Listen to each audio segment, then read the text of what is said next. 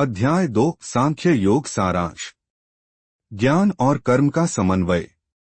यह अध्याय भगवद गीता का सबसे महत्वपूर्ण अध्याय माना जाता है क्योंकि इसमें भगवान श्री कृष्ण अर्जुन को गीता का मूल सिद्धांत समझाना शुरू करते हैं।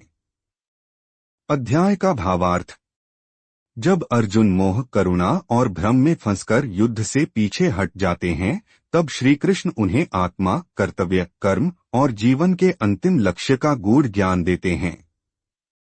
यह अध्याय आत्मा के शाश्वत स्वरूप, कर्म के सिद्धांत और स्थितप्रज्ञ पुरुष के लक्षणों को स्पष्ट करता है। मुख्य विषय वस्तु। आत्मा का ज्ञान। श्री कृष्ण बताते हैं कि आत्मा नित्य, अजरमर और अविनाशी है। शरीर का नाश होता है, आत्मा का नहीं। कर्म और धर्म। अर्जुन को याद दिलाया जाता है कि एक क्षत्रिय का कर्तव्य धर्म युद्ध करना है। अपने कर्म से भागना अधर्म है। निष्काम कर्मयोग। बिना फल की आशा के कर्म करना श्रेष्ठ है। फल की चिंता छोड़कर कर्तव्य पालन करने वाला व्यक्ति शांति और मोक्ष को प्राप्त करता है।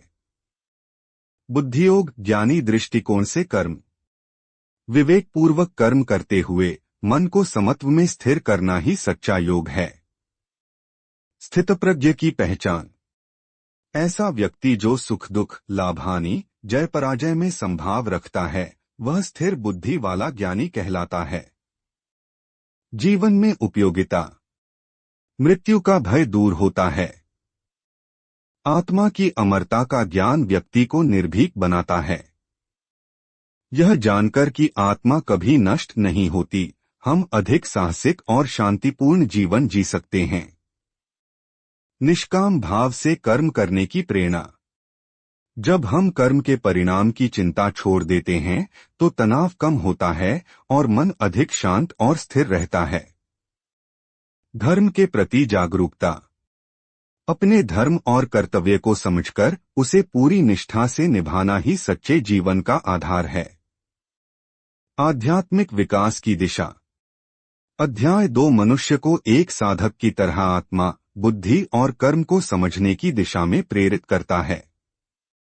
यह केवल युद्ध की बात नहीं करता, बल्कि जीवन की हर परिस्थिति में संभाव और ज्ञान से कर्म करने की बात करता है। अध्याय का समापन। श्री कृष्ण इस अध्याय के अंत में बताते हैं कि जो व्यक्ति मोह और अहंकार से रहित होकर ज्ञान और समता की अवस्था में स्थित रहता है, वह ब्रह्मनिर्वाण, मोक्ष को प्राप्त करता है। ओम नमो भगवते वासुदेवाय।